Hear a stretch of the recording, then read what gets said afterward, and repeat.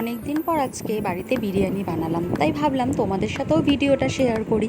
যদিও বা এর আগে আমার চ্যানেলে বিরিয়ানির রেসিপি রয়েছে, তাও আমি ভাবলাম একটু শেয়ার করি।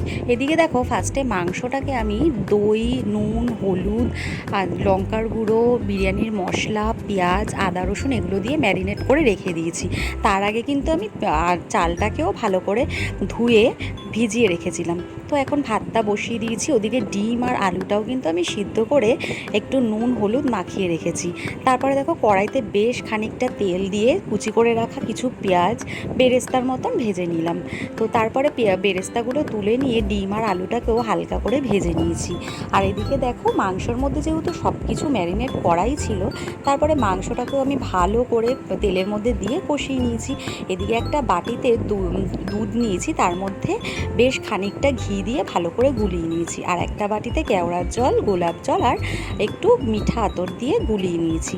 এদিকে দেখো, হাঁড়ির মধ্যে প্রথমে মাংসটাকে দিয়েছি, তারপরে কিছুটা ভাত দিয়ে, তারপরে ওপর দিয়ে ডিম আর আলুটা দিয়ে কিছুটা বেরেস্তা দিয়ে, তার মধ্যে ওই কেওড়া জল, গোলাপ জল আর মিঠা আতরের গোলাটা দিয়ে, তার মধ্যে দুধ আর ঘিয়ের গোলাটাও কিছুটা দিয়ে দিয়েছি।